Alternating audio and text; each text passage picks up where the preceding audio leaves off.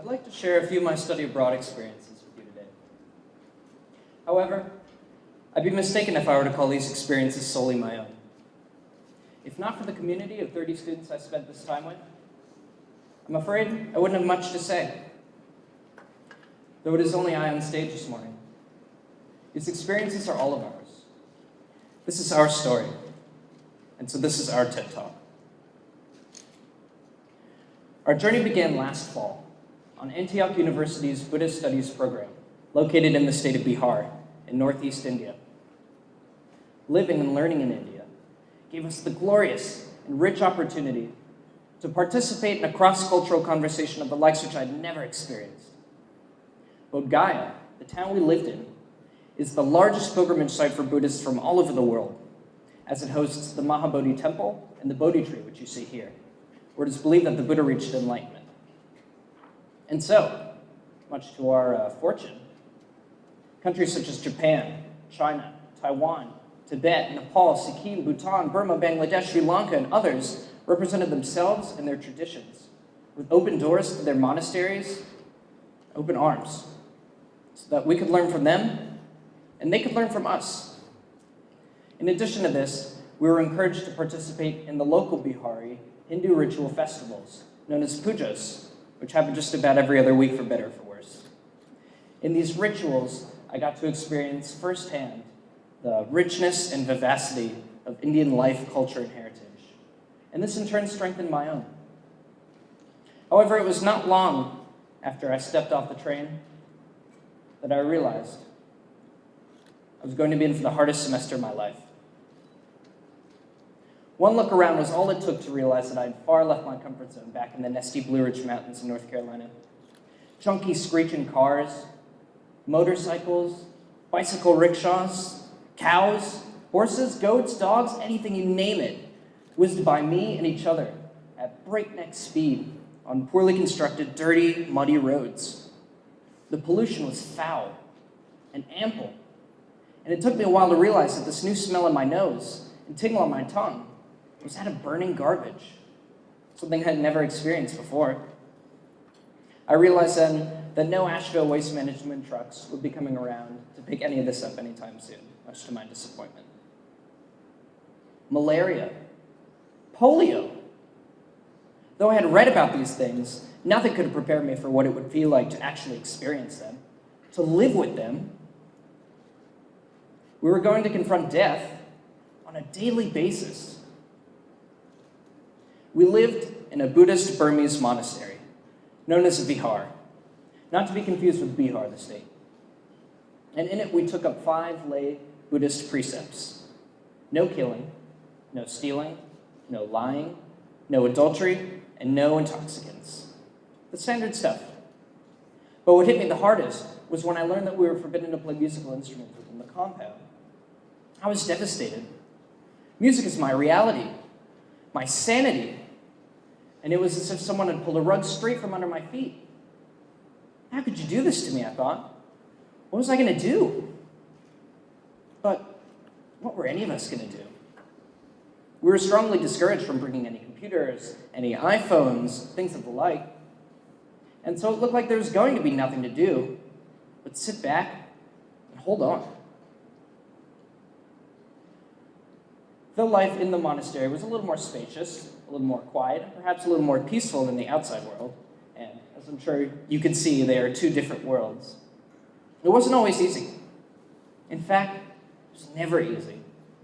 Every day we woke up at 4:30 to go down to the meditation hall, where throughout the course of the semester we studied and practiced 3 different Buddhist traditions with their respective masters and our own professors.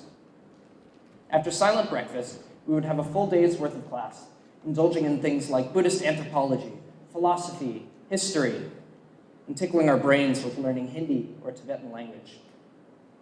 But looking back now, I'm amazed I was awake through half of it. So it was tough stuff. If you could make it to the end of the day, there was no guarantee on that, after your second meditation session and dinner, you'd be lucky if you could get maybe an hour's worth of homework in before crashing and having to do it all again the next day. I remember looking at my watch one night after dinner and it said that it was 8:30 p.m. Oh my gosh, I said. What am I still doing up this late? And so, as you can imagine, not only was it difficult to keep up our grades, but maintaining our health was a great concern as well.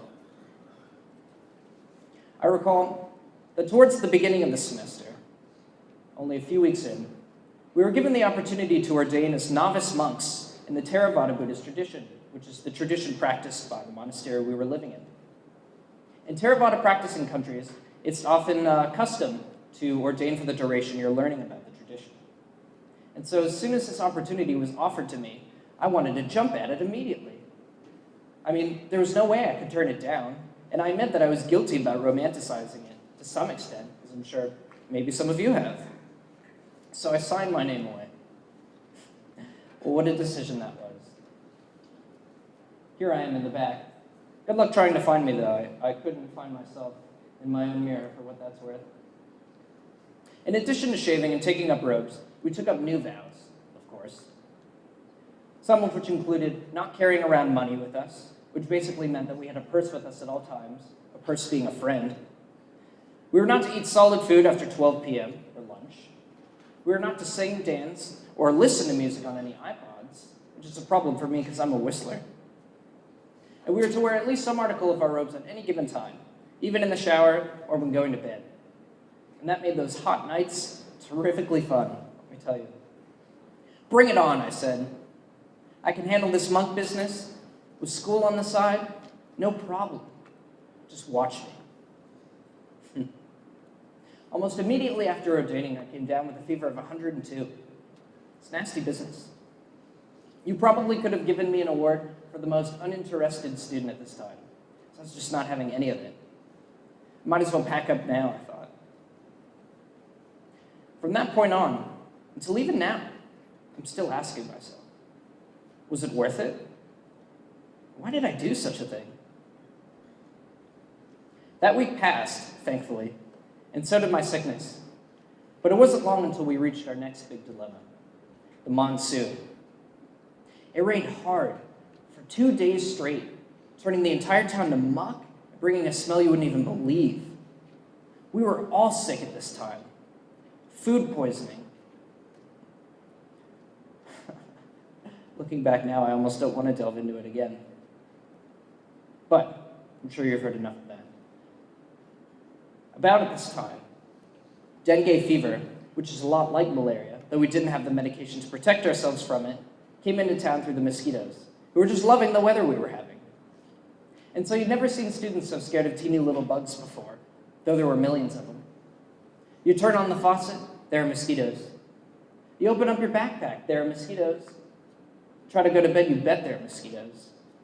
You open up your mouth, there are mosquitoes. It's funny looking back now. Not then. About this time, we were working on our midterm papers and exams, when one night, during all this rain, the power went out. But that's really not such a big deal, because it's a lot easier to expect the power to be out than ever on in the first place. Business as usual.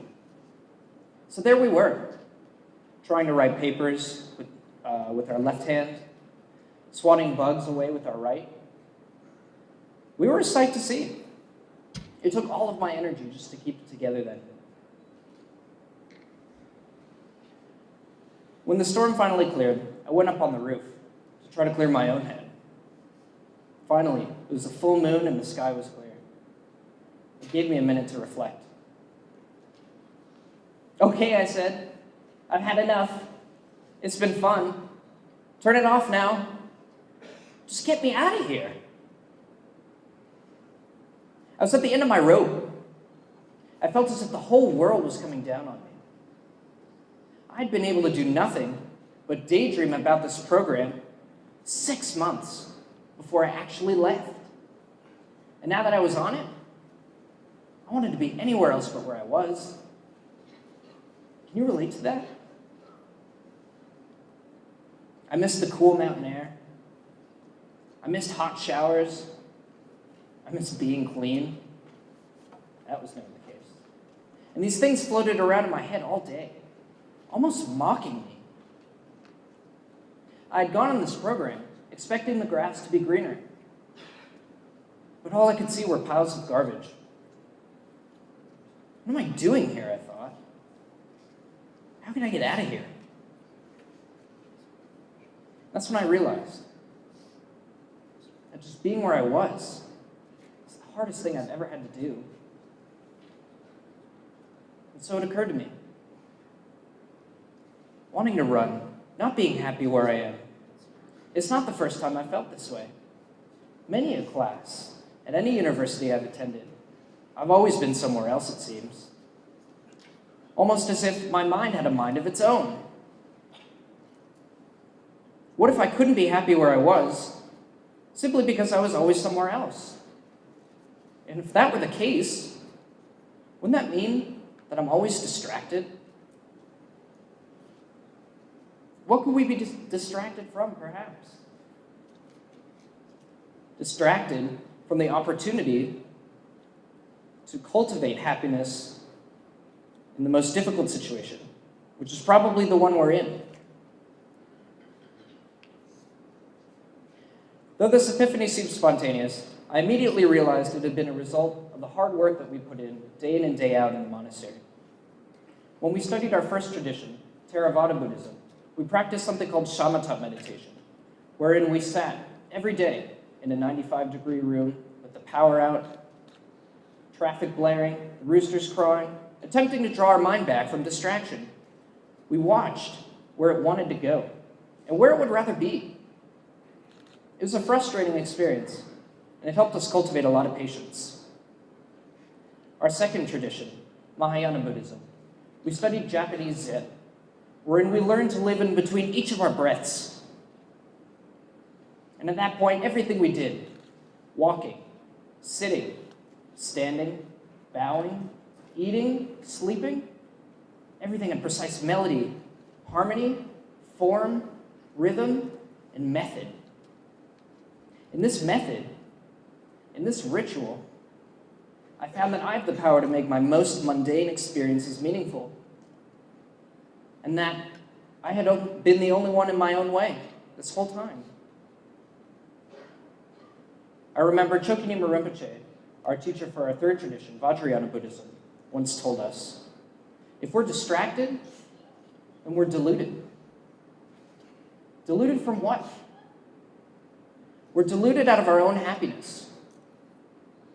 That means beneath our distractions, beneath being unhappy with what is actually happening, we have what we really want. But that doesn't mean it won't take a lot of work to see that. Of course, this isn't the 10 days or your money back happiness. This is the long term. To find happiness free from our distraction, free from confusion. Though, to choose happiness is not a remedy for our problems, nor is it a painkiller for our hardships. It's a call to action. Our papers will be difficult. Our day job will be really boring. That snowstorm will be really obnoxious. Trust me, I can certainly vouch for that after my accident this morning. But at the end of the day, what are we going to do with these things? Too many of my friends are victims to the term paper, are victims to the malt job, because we let these things kill us. We can choose not to run from our problems, like we can choose not to scratch a mosquito bite. And there could be millions of them. Perhaps we've been all too good at scratching, finding a temporary solution, but making the problem more inflamed. If we can see our distractions on this path to choosing happiness, then they become nothing more than obstacles to overcome. They can become tools to use, not enemies who defeat us. And so I invite you to rethink happiness. Rethink how you choose happiness. Because whether it's green grass or a paper covered in mosquitoes, ultimately it's my mind that makes something of it. So why can't I choose to make my mundane things meaningful? Why can't I choose to see past my difficult situation, to realize that maybe one day I'll be able to achieve the greatness of what I already have.